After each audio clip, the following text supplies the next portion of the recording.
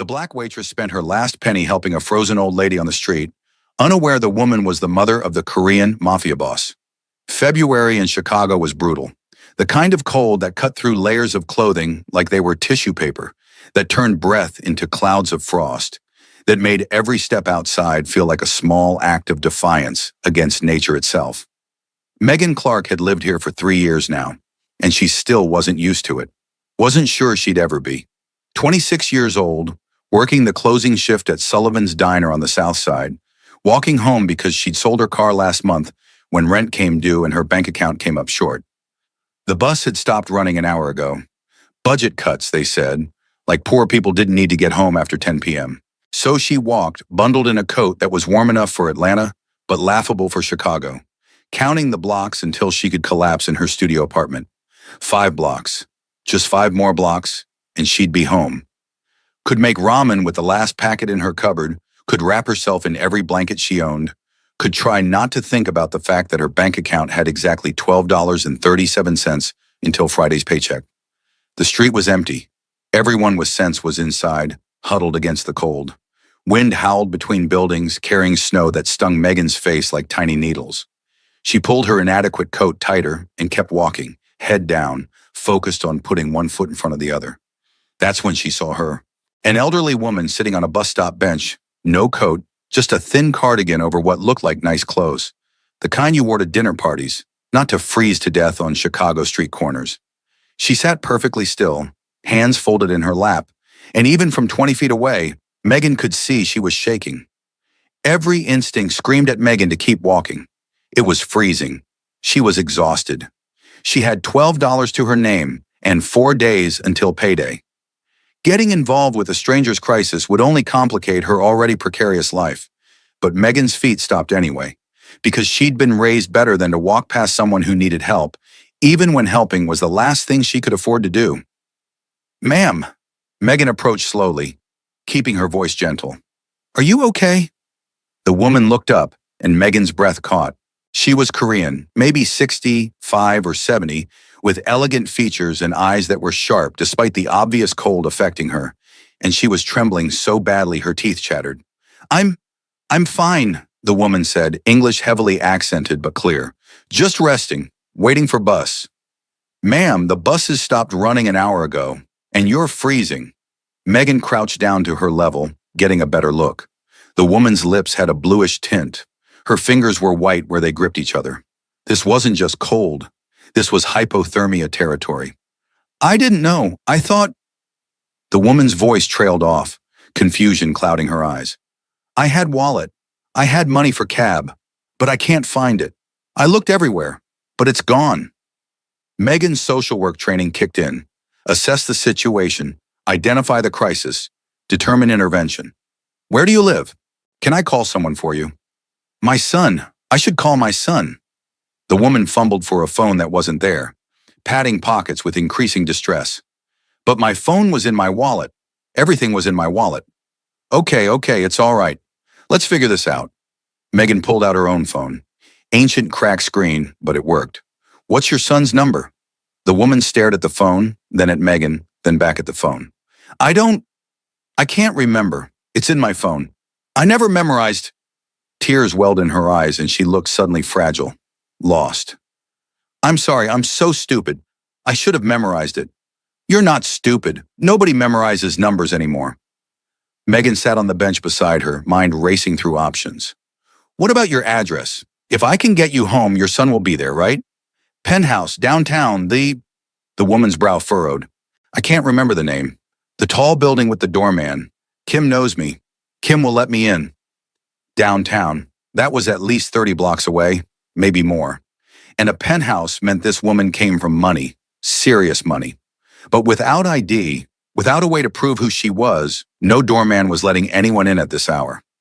Megan looked at the woman shivering beside her, thought about the $12 in her account, thought about the fact that a cab to downtown would cost at least $20, probably more, thought about her grandmother's voice. "Baby, you take care of people. That's what we do. We take care of each other." "Okay," Megan said, decision made before logic could interfere. "Here's what we're going to do. I'm going to get you warm first, then we'll figure out how to get you home." She pulled off her coat, the only real coat she owned, bought second-hand but still her most valuable possession, and wrapped it around the elderly woman's shoulders. No, the woman protested weakly. You'll freeze. I'm young. I can handle it. You've been out here too long already. Megan stood, immediately feeling the cold bite through her thin work uniform. Come on. There's a 24-hour convenience store 2 blocks up. We'll get you warm, get some hot coffee in you, and figure out the next step. She helped the woman to her feet, noticing how unsteady she was, how the cold had affected her coordination. They walked slowly, Megan supporting her weight, feeling the wind cut through her uniform like it was nothing. The convenience store was a beacon of fluorescent light and artificial warmth. The clerk, a tired-looking guy in his 20s, barely glanced up as they entered. Megan guided the woman to a seat near the coffee machine and immediately went to pour 2 cups. Here, she said, wrapping the woman's frozen hands around the cup. Drink this slowly. It'll help. They sat in silence for a few minutes, the woman sipping coffee, color slowly returning to her face. Megan's mind worked through options. $12. A cab downtown would cost more than that. The L train had stopped running. Walking was impossible. The woman could barely stand. What's your name? Megan asked gently. Park High 1, but people call me Helen. The woman's English was getting clearer as she warmed up. And you are? Megan Clark. I work at the diner down the street. Sullivan's. Megan, Helen repeated, testing the name. You're very kind. Most people would have walked past. Most people probably had more sense than to get involved, Megan admitted, but my grandmother raised me better than that. Helen smiled, something warm breaking through the fear and confusion. Your grandmother sounds wise, like my mother was. She always said, take care of each other. That's what makes us human. My grandma said the same thing. Megan felt a connection forming, recognition of shared values across different cultures. Helen, I need to be honest with you. I don't have enough money for a cab to downtown. I've got $12, and that's not going to cut it. But if you can remember any details, a building name, a street, anything, maybe I can help you figure out how to contact your son. Helen's face fell. I'm being such a burden. I can wait here until morning. Call the police, maybe. They can help. At 10:30 at night in February, after you've already been hypothermic? No way. Megan made a decision that was probably stupid but felt necessary. I live 4 blocks from here. You can stay with me tonight. It's not much. Tiny studio, kind of a mess, but it's warm and safe. In the morning, when you're thinking clearer, we'll figure out how to get you home. I can't impose. You're not imposing. You're accepting help from someone who's offering it. Megan stood, finishing her coffee. Come on, let's get you somewhere you can actually rest. The walk to Megan's apartment was slow and careful. Helen was steadier now, coffee and warmth helping, but still weak. Megan kept one arm around her, supporting her weight, feeling the cold bite deeper with every step. Her building was exactly as unimpressive as she'd warned. Old, paint peeling, front door that didn't lock properly.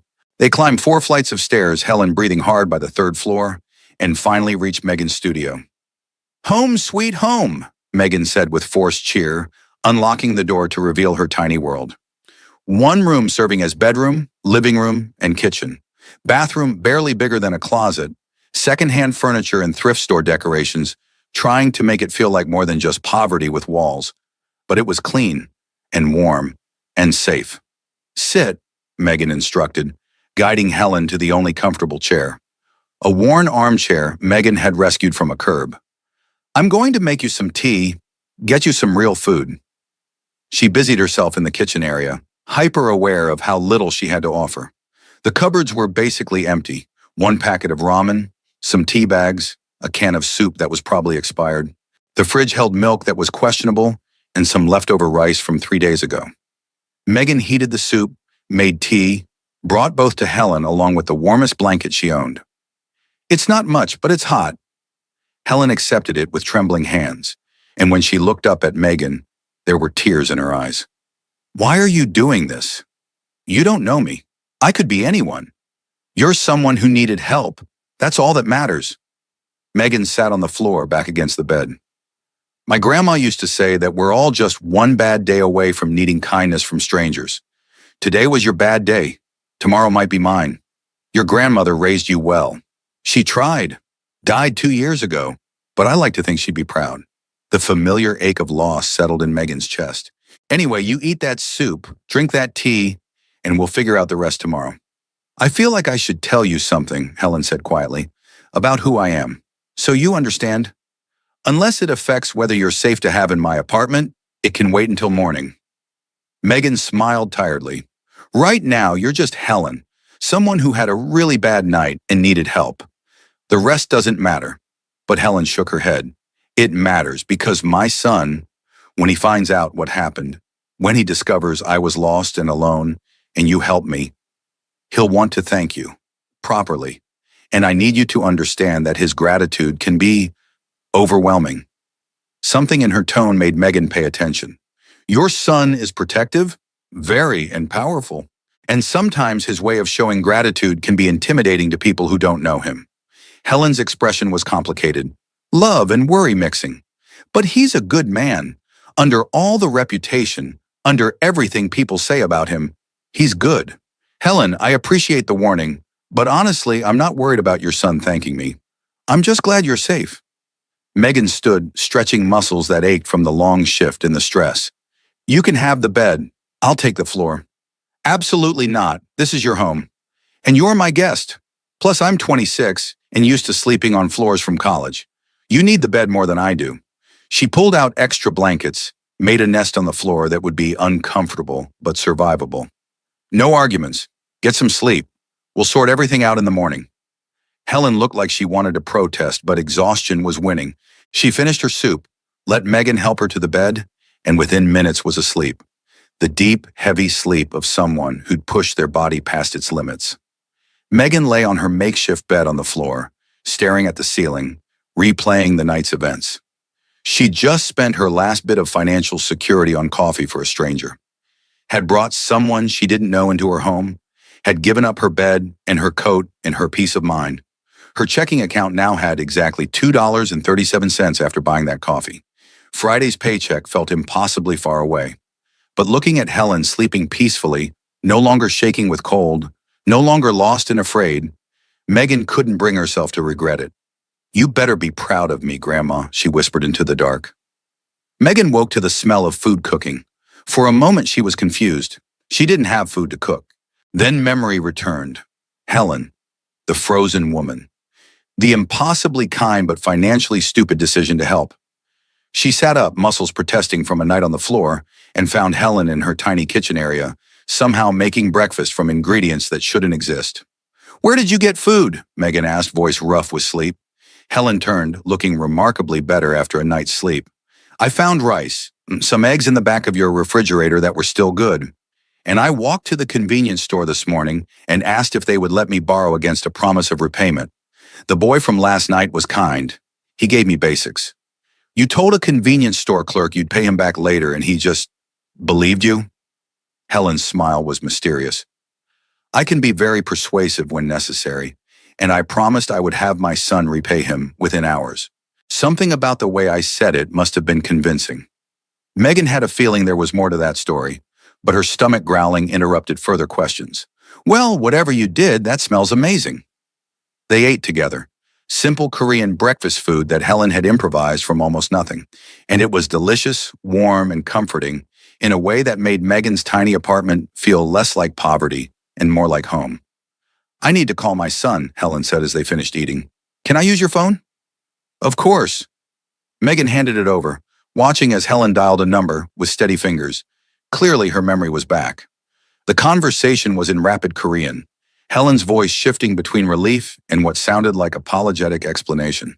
Even without understanding the words, Megan could hear the love in Helen's tone, the way she was reassuring someone who was clearly worried.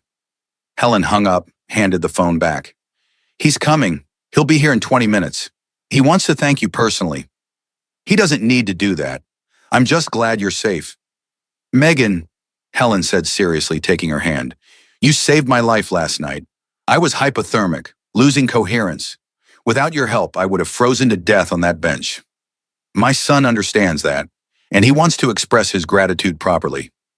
Something in the way she said properly made Megan nervous.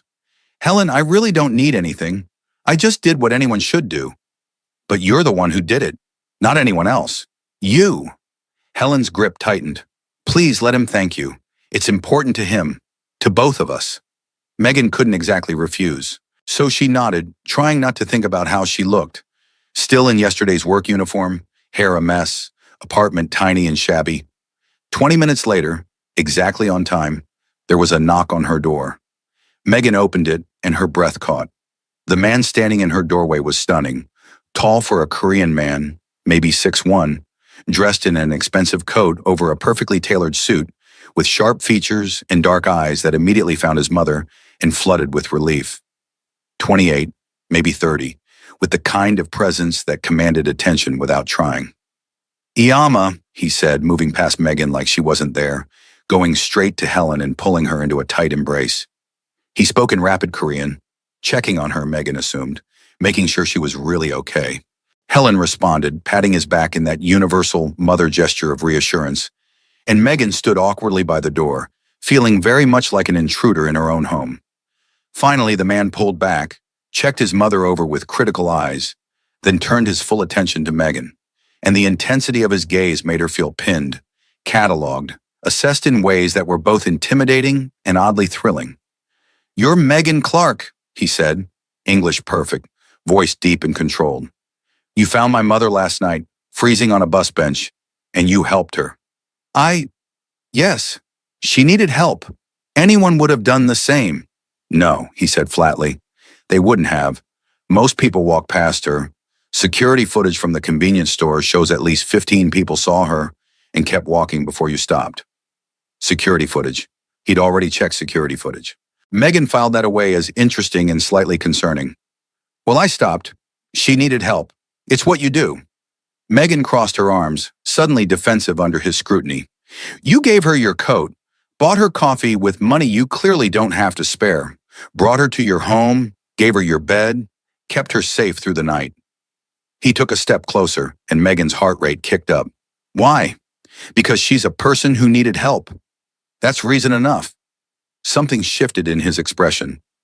Respect, maybe, or recognition. "You don't know who I am, do you? You're Helen's son. That's all I need to know." Helen laughed softly. "Min Sung, she has no idea. I told you she helped without knowing." Min Sung. So that was his name. Park Min Sung, if he shared his mother's surname. "My name is Dong Min Sung," he said formally. "I run my family's business here in Chicago. And you, Megan Clark, saved my mother's life without knowing who she was, what I do, or what helping her might mean. That's extraordinary." "It's really not. It's just human decency, which is apparently extraordinary in this city." His smile was slight but genuine. "I owe you a debt, a significant one. Name what you need, and it's yours." Megan shook her head.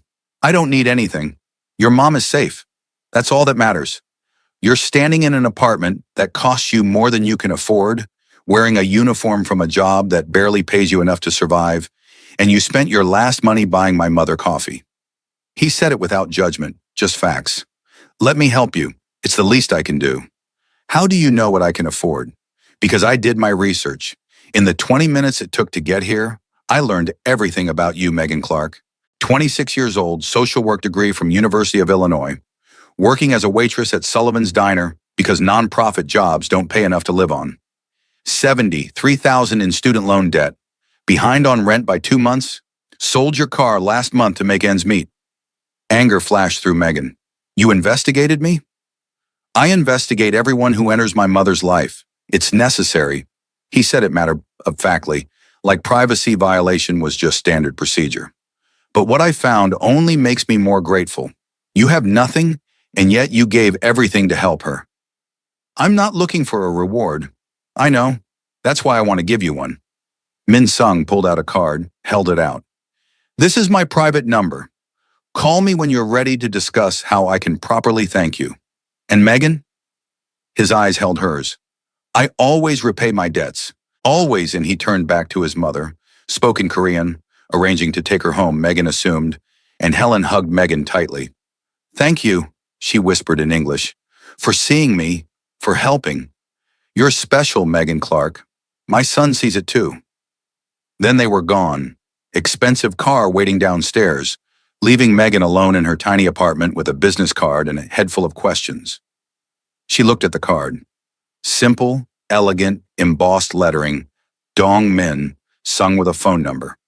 No title, no company name, nothing to indicate what his family business actually was. But something in the way he'd said it, the way his mother had warned her about his overwhelming gratitude, made Megan think this was more complicated than a simple thank you from a grateful son. Her phone rang. Unknown number. Hello? Miss Clark, this is James Park, Mr. Dong's assistant. I'm calling to inform you that your rent has been paid in full, both back payments and 6 months forward. Additionally, a car will be delivered to your address this afternoon, and your student loans have been transferred to a private account that requires no monthly payments until you're financially stable. Megan's world tilted. What? No, I didn't ask for any of that. Mr. Dong is aware. He's expressing gratitude for saving his mother's life. He also wanted me to inform you that a position has been created for you at Dong Community Services, a nonprofit he funds that does crisis intervention and support for vulnerable populations. The position is yours if you want it, salary commensurate with your education and experience. This is insane. I can't accept. Mr. Dong anticipated you might say that. He asked me to tell you that you're not accepting charity. You're accepting gratitude from a son whose mother would have died without your intervention, and that he hopes you'll at least consider the job offer, as your skills are genuinely needed. I need to think about this. Of course, Mr. Dong said to take all the time you need, but the rent is paid regardless, Miss Clark, and the loans are transferred. Those are gifts, not conditional on anything. Goodbye. What the hell had she gotten herself into? Megan stood frozen in her apartment for a full 5 minutes after the call ended, trying to process what had just happened. Rent paid, student loans handled, a car being delivered, a job offer doing actual social work instead of slinging coffee. It was too much, way too much. Nobody did things like this. Dropped life-changing money on a stranger just because of one night of basic human kindness, except apparently Dong Min-sung did. She looked at his card again, noticed details she'd missed before. The quality of the paper? Heavy, expensive. The embossing so precise it must have cost a fortune. Everything about it screamed money and power. Her phone rang again. This time she recognized the number. Sullivan's Diner. Hey, Tommy, she answered, already knowing this wasn't going to be good news. Megan, I don't know what you did or who you pissed off, but some guys in expensive suits just came by asking questions about you. Real intense. Made everyone nervous. Her manager's voice was tight with stress. Look, I like you, but I can't have that kind of attention on my diner. I'm going to have to let you go. The unfairness of it hit like a physical blow. Tommy, I didn't do anything wrong. I helped someone who needed help. I believe you, but those guys, they weren't cops and they weren't friendly, and I got a business to protect. I'm sorry, Megan, I really am. I'll mail you your last check. He hung up before she could argue further. So now she was unemployed. Rent was mysteriously paid, but she had no income, no job, and apparently had attracted the attention of guys in expensive suits who scared her boss badly enough to fire her. Megan looked at Min-sung's card one more time, then made a decision. She dialed the number. He answered on the first ring. Megan, did you send people to my workplace to ask questions about me? A pause. I sent my security team to ensure you were safe and to gather background information. It's standard procedure. Well, your standard procedure just got me fired. My manager was so scared by your security team that he let me go over the phone. Anger made her voice sharp. So thanks for that. Silence. Then, I apologize. That wasn't my intention. I was trying to protect you, not harm you. Protect me from what? I helped your mother. That's it. I don't need protection. You don't understand what helping her means, what it makes you in the eyes of certain people. His voice was serious, weighted. Megan, there are people who would hurt you to get to me, who would see your kindness to my mother as an opportunity. I can't allow that. Can't allow it? You don't get to make decisions about my life. I get to make decisions about keeping you safe. That's non-negotiable. The certainty in his voice was both infuriating and oddly thrilling. Mr. Dong, Min-sung, please. Min Sung, I appreciate the gratitude. I do. But you can't just rearrange my life without asking. The rent, the loans, the job offer, it's too much. And now I don't even have my diner job because your people scared my boss. Then take the position at Dong Community Services. You're overqualified for waiting tables anyway. Use your degree. Do the work you train for. Working for you. Working for a legitimate nonprofit that helps people. I fund it, but I don't run it. You'd have complete autonomy in your position. Megan wanted to argue, but the truth was she'd been dying inside serving coffee when she had a degree in social work. The idea of actually using her training, helping people in crisis, doing meaningful work, it was everything she'd wanted. I need to think about it. Of course, but Megan, can we meet? In person? I'd like to explain things properly. Help you understand why I'm doing this. This feels like you're trying to control me. I'm trying to protect you. There's a difference. Please, have dinner with me tonight. Let me explain. After that, if you want nothing to do with me or my world, I'll respect that. But give me the chance to make you understand.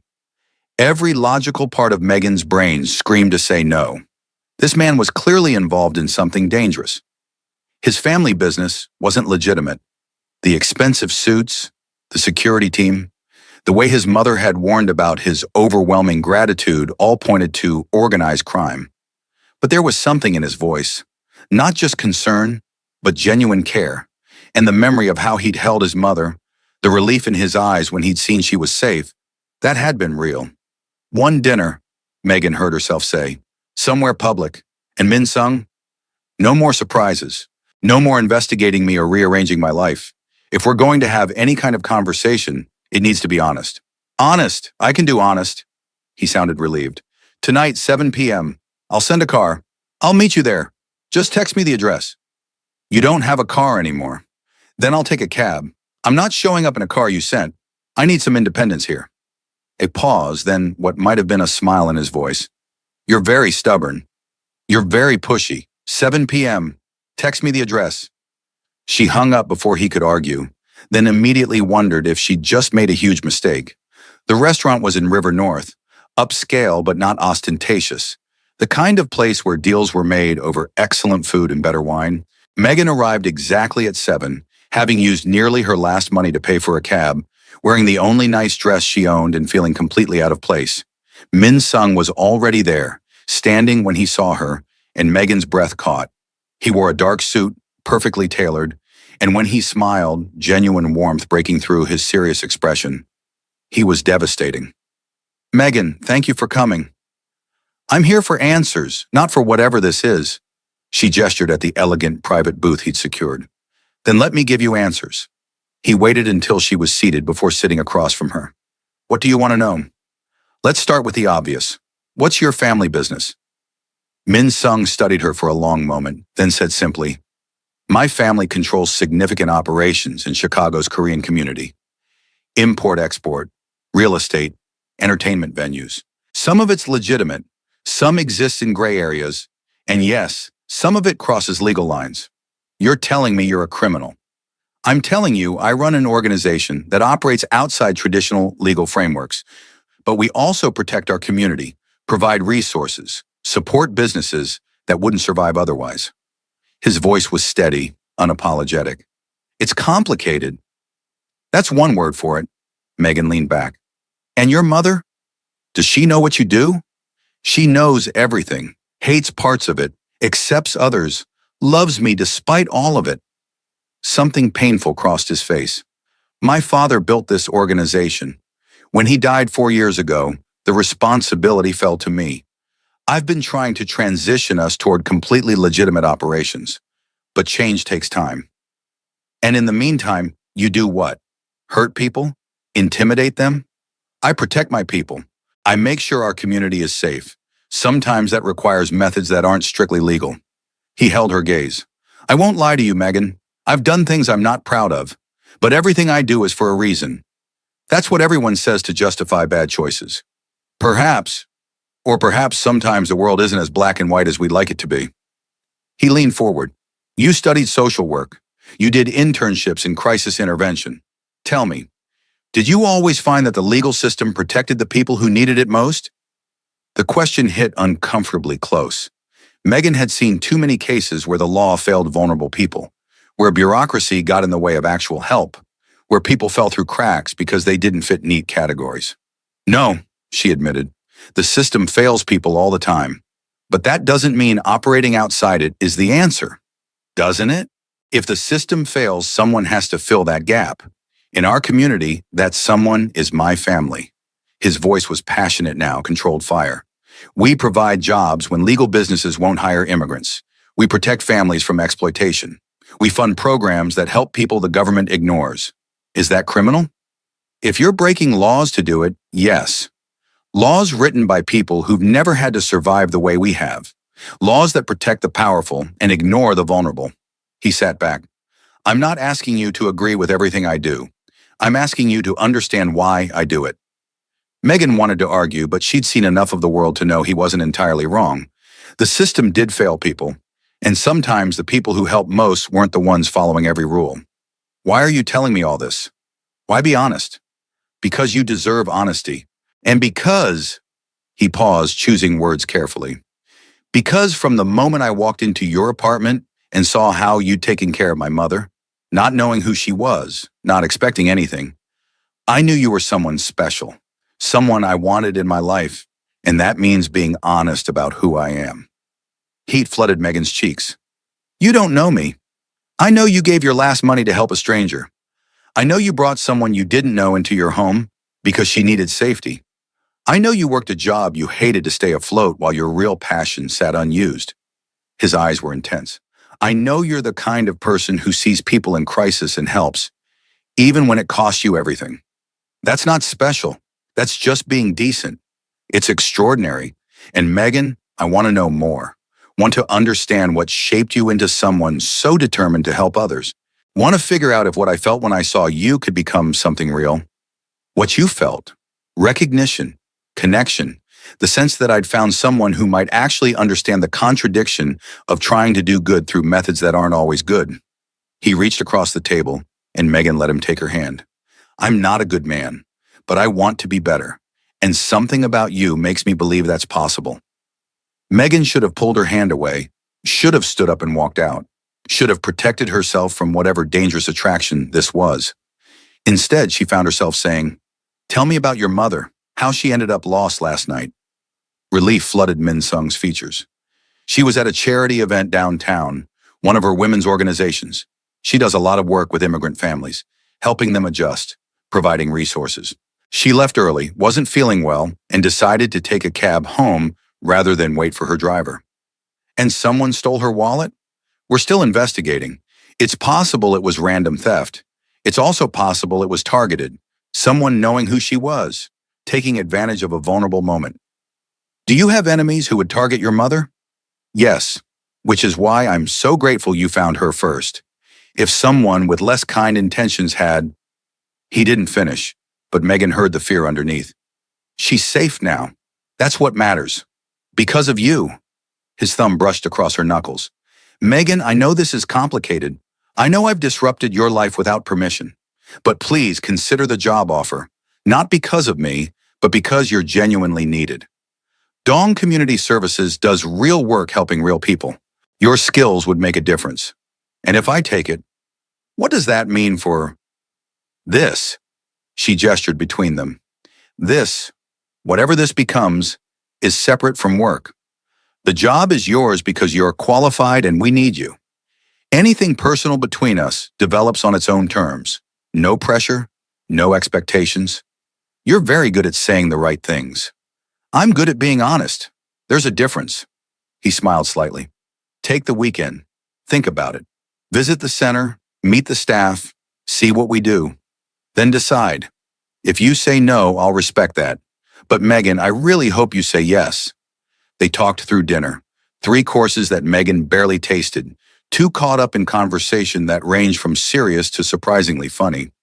Min Sung had a dry wit that caught her off guard. A self-deprecating humor that seemed at odds with his dangerous reputation. He told her about raising his mother after his father's death, about the impossible balance of running an organization while ensuring she was protected and happy. She wants me to find someone, he said with a soft smile.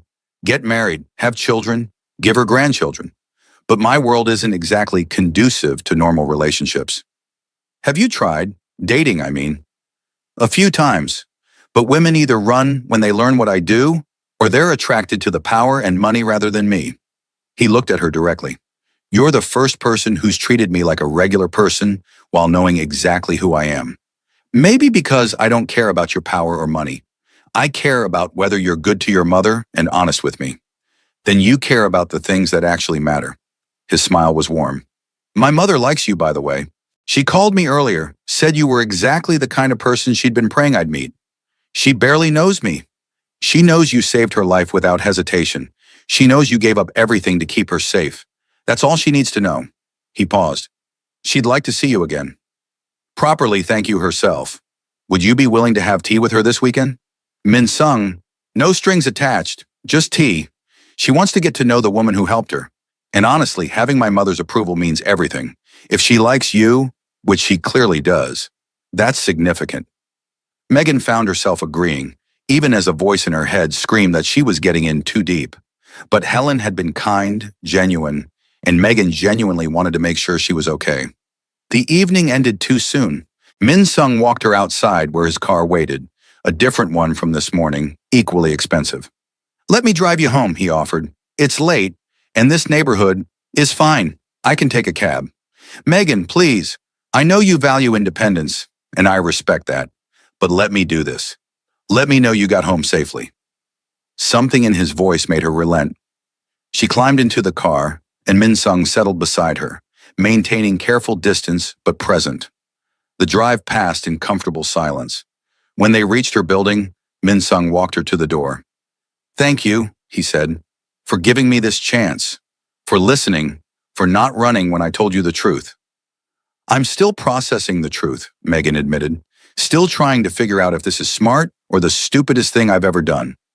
Probably both, he smiled. But Megan, I meant what I said, about wanting to know you, about feeling something when I saw you. I don't take that lightly. Good, because I don't either. She looked up at him, this dangerous, complicated man who looked at her like she was precious. I'll think about the job and the tea with your mother. But Min Sung, if we're going to do this, whatever this is, I need honesty, complete honesty, no more surprises. Complete honesty, I promise. He lifted her hand to his lips, pressed a soft kiss to her knuckles. Sleep well, Megan Clark, and thank you for everything. He left and Megan climbed the stairs to her apartment, head spinning with possibilities and warnings.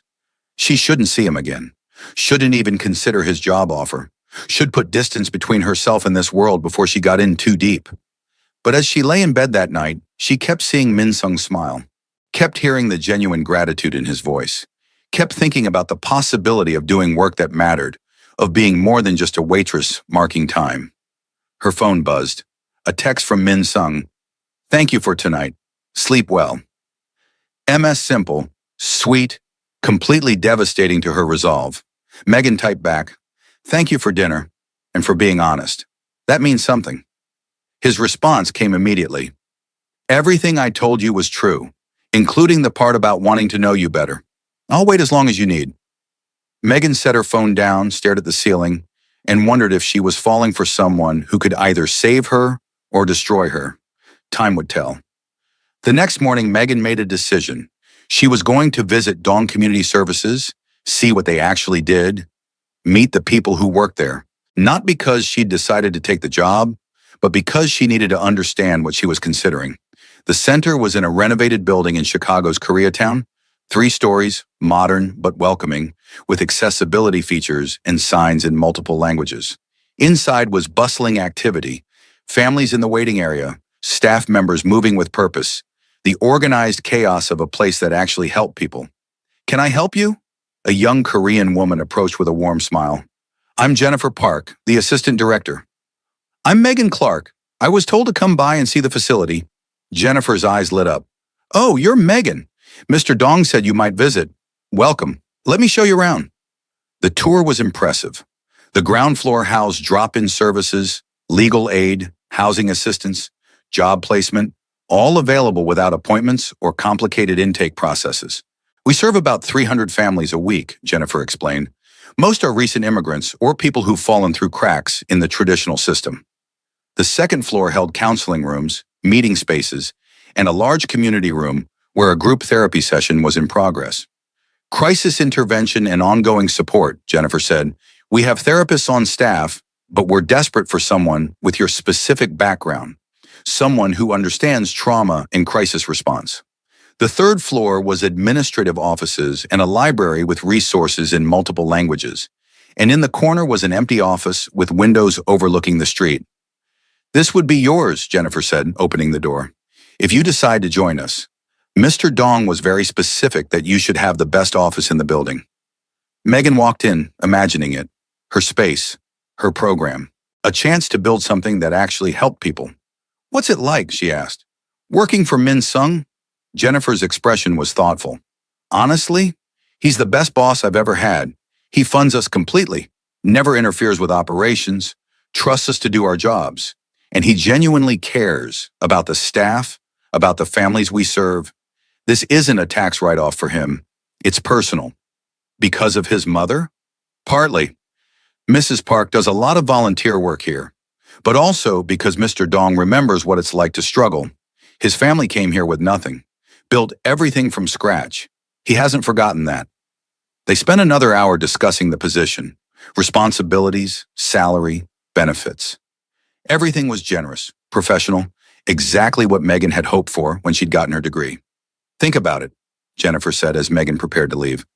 We really need you. And between us, Mr. Dong specifically requested you. Not just because of what you did for his mother, but because he researched your academic work. Read your thesis on crisis intervention in immigrant communities. He thinks you're exactly what we need. He read my thesis, cover to cover, according to his assistant. Mr. Dong is very thorough when something matters to him, and apparently you matter. The words settled in Megan's chest, warm and terrifying. Tea with Helen Park happened on Sunday afternoon, at the penthouse Megan had heard about but never seen. A doorman who knew Helen by name let Megan up, and Helen herself answered the door, looking healthy and happy, and nothing like the frozen woman from that terrible night. Megan! Come in! Come in! Helen pulled her into a hug that felt genuinely warm. I'm so glad you came. The penthouse was stunning, floor-to-ceiling windows overlooking Chicago, elegant furniture that somehow managed to feel comfortable, art that was probably worth more than Megan had earned in her entire life. But it was also clearly a home. Photos everywhere, Helen and Min Sung at various ages, family gatherings, moments of genuine happiness.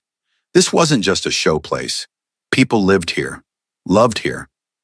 Min Sung's not here, Helen said, settling them in the living room with tea and delicate pastries. I thought you might appreciate just us. Girl talk, yes?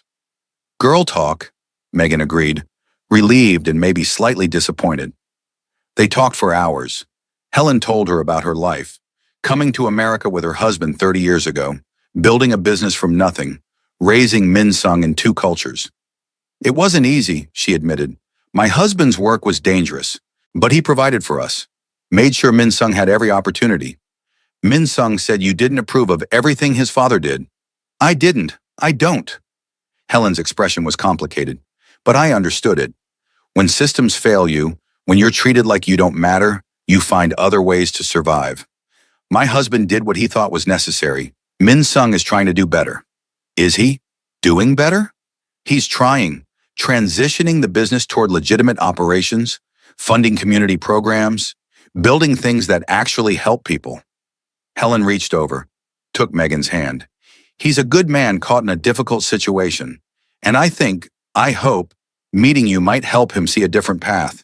Helen, I barely know him, but you see him, really see him, not the reputation, not the money, not the danger. You see the person underneath. Her eyes were bright with hope. Do you know how rare that is? How lonely it is to be seen only for what you do, never who you are? Megan thought about that. Thought about Min Sung's eyes when he talked about wanting someone who saw past the surface, about the vulnerability under his controlled exterior. I'm scared, she admitted, of his world, of getting hurt, of making a mistake that cost me everything. Fear is wisdom, Helen said gently, but don't let it stop you from living. I was scared when I married Min Sung's father, scared of his world, scared of what it meant, but I loved him anyway. And yes, it was hard. Yes, there were moments I regretted it. But Megan, I also got Min Sung from that choice, and he's the best thing I ever did. You're telling me to give him a chance. I'm telling you to give yourself a chance, to do the work you're passionate about, to let yourself feel something instead of just surviving. Helen squeezed her hand. My son is complicated. His life is dangerous.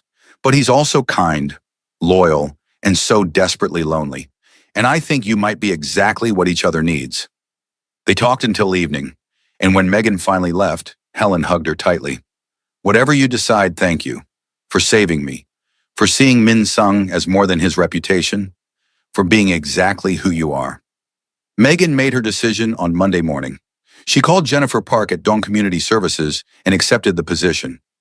Not because of Min Sung, though she'd be lying if she said he wasn't part of it, but because it was the right move for her career, her passion, her life. Jennifer was ecstatic. This is wonderful. When can you start? 2 weeks. I need to wrap things up, get my apartment organized, prepare. Perfect. I'll have contracts sent over today. Megan, this is going to be amazing.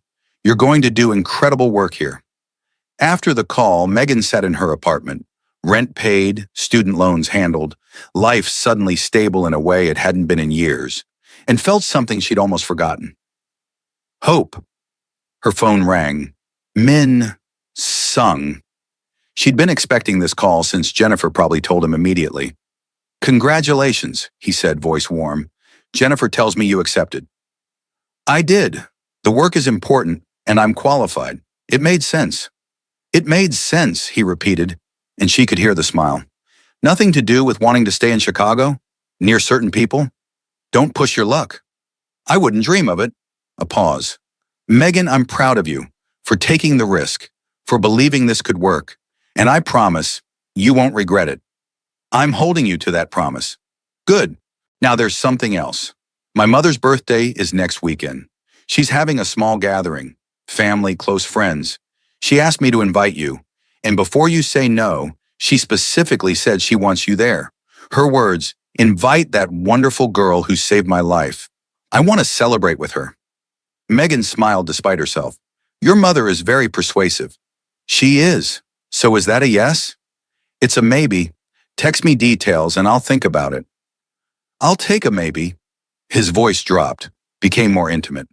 And Megan, I'm looking forward to working with you, to getting to know you better, to seeing where this goes. One step at a time, Min Sung. One step at a time, he agreed.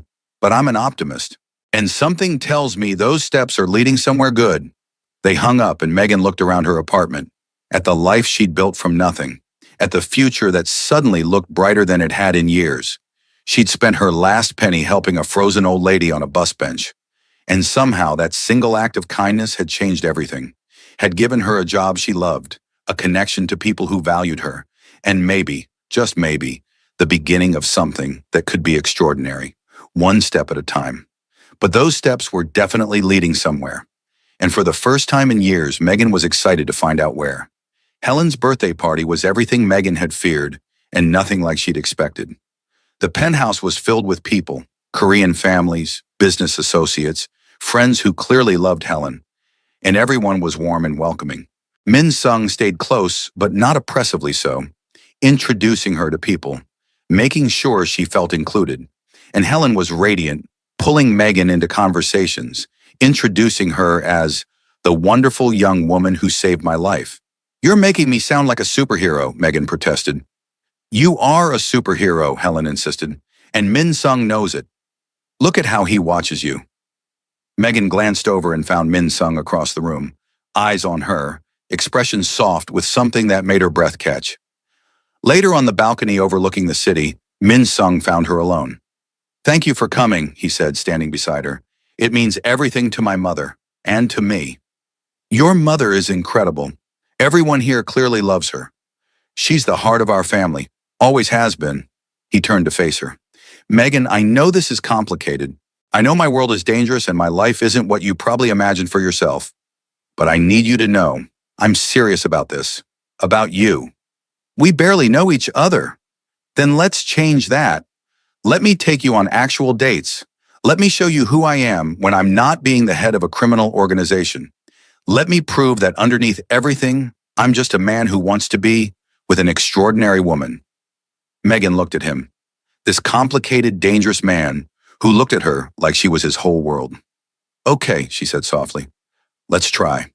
But Min Sung, I need honesty, complete honesty, and I need you to understand that I might not be able to handle your world, that this might not work. I understand. And Megan? He took her hand gently. If it doesn't work, if you decide this isn't for you, I'll let you go. I won't pressure you or try to control you. Your happiness matters more than what I want. You're saying all the right things again. I'm saying true things. There's a difference. He lifted her hand to his lips, pressed a soft kiss to her knuckles. Thank you, Megan Clark, for giving me this chance, for being brave enough to try. Thank you for being worth the risk. They stood on that balcony, Chicago spread out below them, and Megan felt something shift. This wasn't just attraction or gratitude. This was the beginning of something real, something that had started with a simple act of kindness on a frozen night. And as Min Sung smiled at her, genuine and warm and full of hope, Megan knew she'd made the right choice. Sometimes the best things in life started with spending your last penny to help someone who needed it. 3 months passed like a dream Megan kept waiting to wake up from.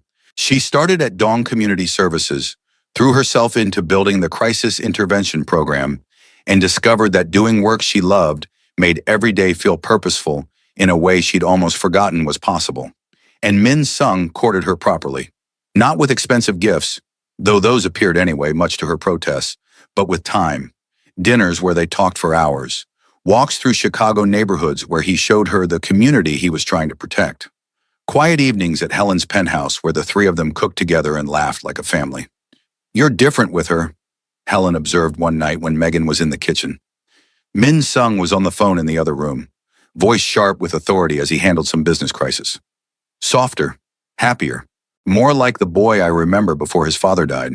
He's different with you too, Megan said, chopping vegetables for the stew Helen was making. The way he looks at you, like you're his whole world. I raised him alone after his father was killed. We only had each other for so long. Helen's eyes were distant with memory. I worried he'd become too hard, too closed off. But then you appeared, and suddenly my son was smiling again, laughing, hoping for something beyond just survival. I'm not doing anything special. You're being yourself. That's the most special thing of all. Helen squeezed her hand. Megan, I need to tell you something. Min Sung is planning to propose? Megan's knife clattered to the cutting board. What? He hasn't said it directly, but I know my son.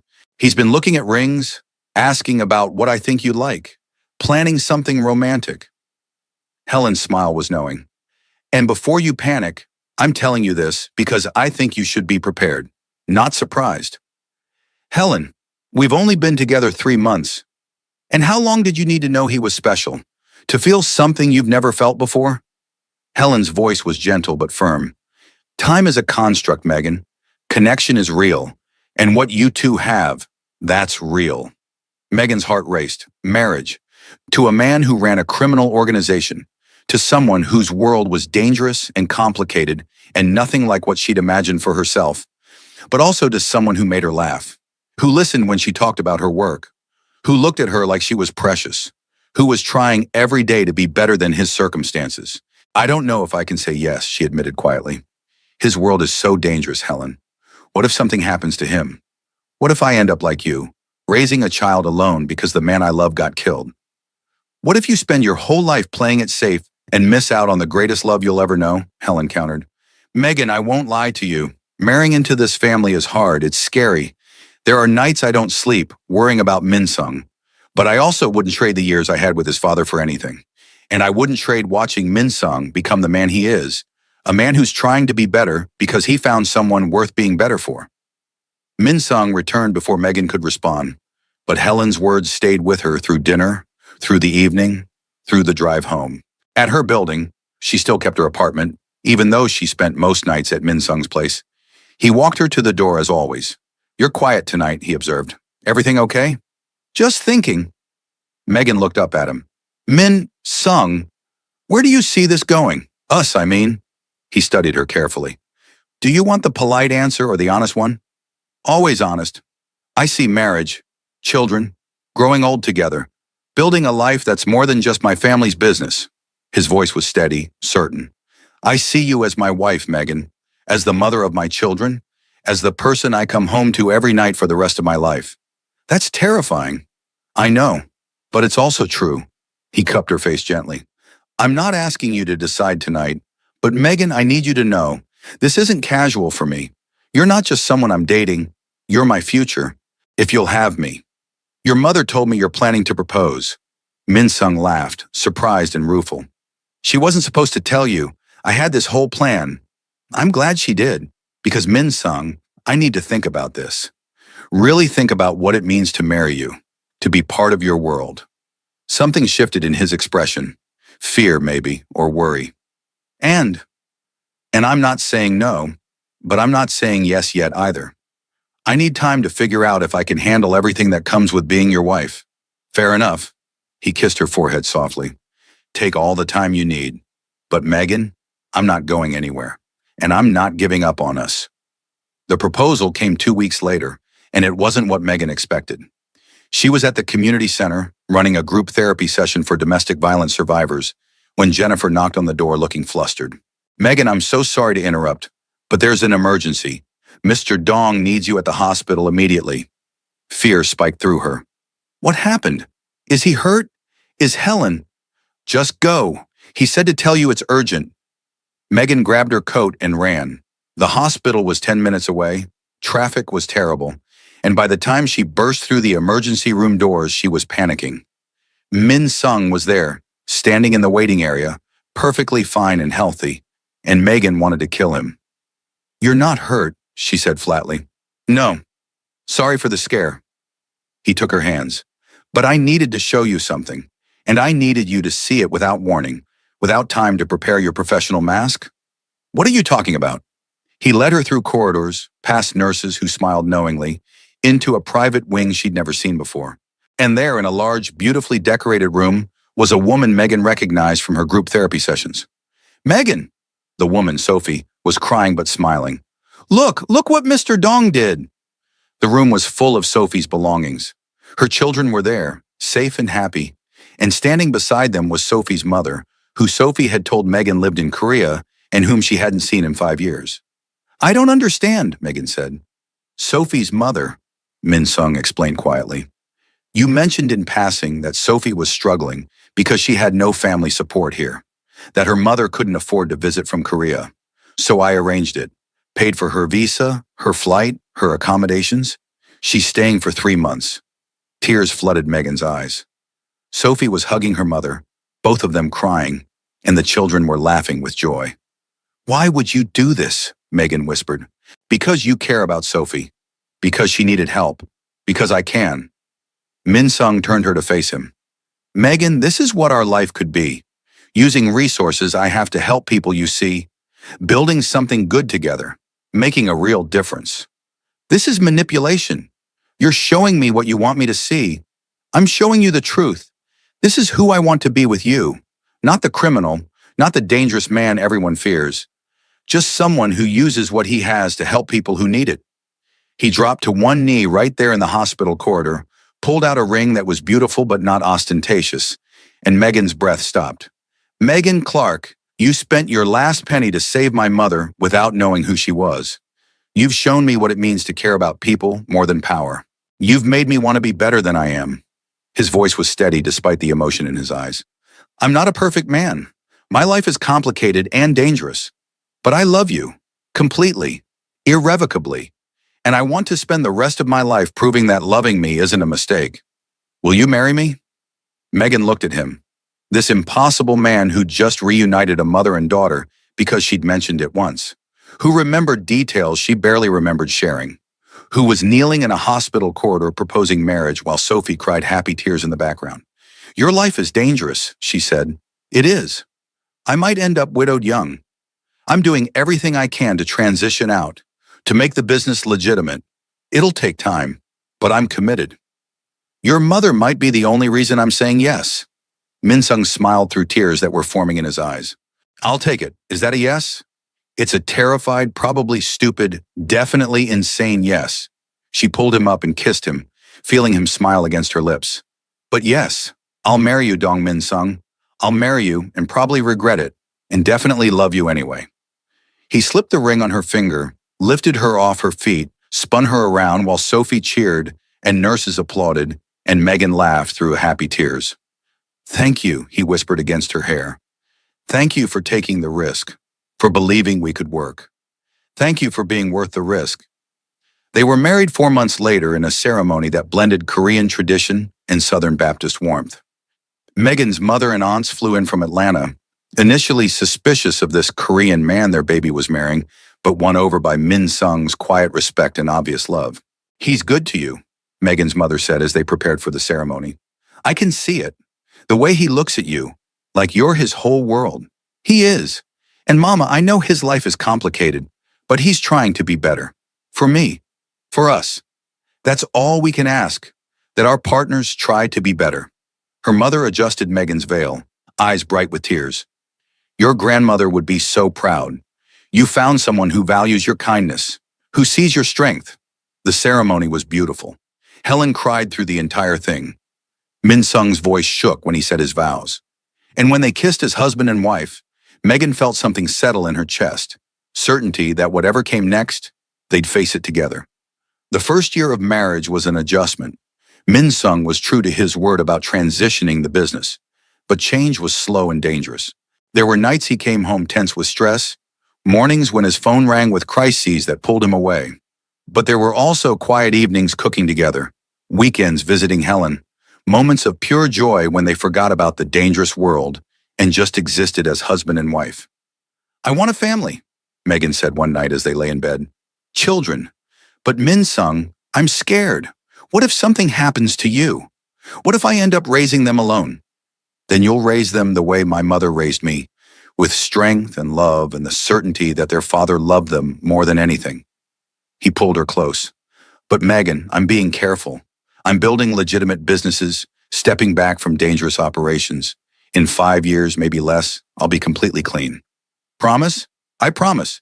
Because I want that family too. Want to see you pregnant with my child. Want to be a father. Want to build something that lasts. 6 months later, Megan took a test that showed 2 pink lines, and their world shifted again. Pregnancy was harder than Megan expected. Morning sickness that lasted all day. Exhaustion that made work challenging. And constant worry about bringing a child into Min Sung's complicated world. But Min Sung was extraordinary. He held her hair when she was sick, rubbed her feet when they swelled, talked to her, growing belly in Korean and English, telling their baby about the family they were joining. You're going to be loved, he whispered to her stomach. So loved. By your Iyama, who's the strongest person I know. By your Halmione, who can't wait to spoil you. By me, who will do everything to give you a better world than the one I grew up in. Helen was overjoyed. A grandchild. Finally. She immediately began preparing, buying baby clothes, setting up a nursery in the penthouse, planning for the future. Your mother is going to spoil this baby rotten, Megan observed. Absolutely. And I'm going to let her. Min Sung kissed Megan's forehead. She deserves this joy. After everything she's been through, she deserves to be a grandmother. Their daughter was born on a snowy February morning, exactly 1 year after Megan had found Helen freezing on that bus bench. They named her Grace Hei Jin Dong, Grace for the grace that had brought them together, Hei Jin for the grandmother who'd made it all possible. Min Sung cried when he held her for the first time. She's perfect. She's absolutely perfect. She looks like you, Megan said, exhausted but happy. She has your strength. I can feel it. He looked at Megan with eyes full of love and wonder. Thank you. For this. For her. For believing we could have this. Grace was 6 months old when Min Sung came home one evening with an announcement. It's done, he said, gathering Megan and Grace in his arms. I'm out, completely out. The transition is complete. Everything is legitimate now. 2 years later, their son was born. Daniel Minjun Dong, named for Megan's late father and Min Sung's. And their family was complete. Life settled into a beautiful rhythm. Min Sung ran his legitimate business empire. Megan expanded Dong Community Services into 3 locations across Chicago. Helen was the most devoted grandmother imaginable, spending countless hours with Grace and Daniel, teaching them Korean and cooking with them, and spoiling them absolutely rotten. I can't believe this is my life, Megan said one evening, watching Min Sung chase giggling children through their living room. They'd moved from the penthouse to a real house, one with a yard where kids could play, in a neighborhood that was safe and warm. What life did you imagine? Helen asked, sitting beside her. Not this. Not this level of happiness. Not this much love. Megan leaned against Helen's shoulder. That night I found you. I was at my lowest. Broke, exhausted, convinced my life would never be more than just surviving. And then you appeared, and everything changed. You changed everything, by being exactly who you are. Helen squeezed her hand. You saved my life, yes. But Megan, you also saved Min Sung's. Gave him a reason to be better, a future worth building. We saved each other. Min Sung appeared then, Daniel on his shoulders, Grace holding his hand. Iyama says it's time for the story, Grace announced. At 4 years old, she was already bilingual, switching between English and Korean with ease. What story? Megan asked. The story of how you and Appa met.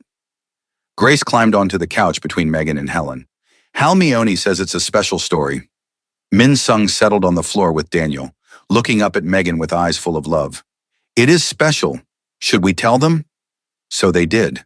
They told their children about a frozen February night, about a woman who gave her last penny to help a stranger, about kindness that changed everything. Your Iyama is a hero, Min Sung said, looking at his children with serious eyes. She saved Halmione's life without knowing who she was, just because it was the right thing to do. And your Appa learned to be a hero too, Megan added.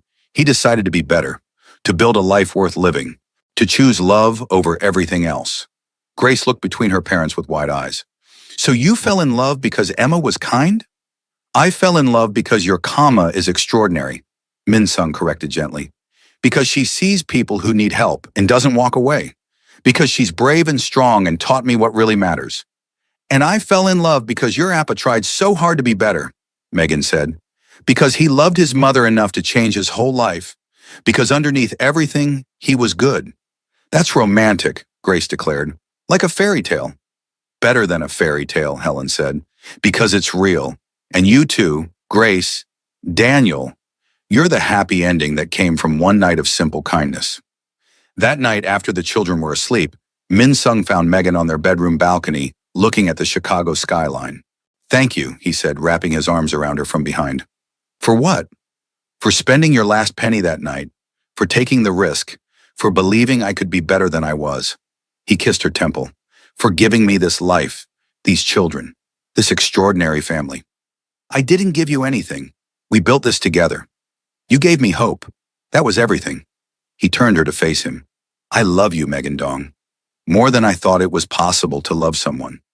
I love you too, even though you're still occasionally infuriating. Occasionally, he laughed. You're generous. They stood there wrapped in each other, and Megan thought about that frozen February night 5 years ago. About the choice to stop instead of walking past. About spending $12 she couldn't afford on coffee for a stranger. That single choice had led to everything. The job, the love, the family, the life she'd never imagined was possible. Do you ever regret it? Min Sung asked quietly, like he could read her thoughts. Helping my mother that night? Everything that came after? Megan looked up at him. This man who'd started as a dangerous criminal and become her husband, her partner, the father of her children. Not for a single second, she said firmly. Every difficult moment, every scary decision, every risk, it was all worth it to end up here. With you, with our family. Even when I'm infuriating? Especially then, she kissed him softly.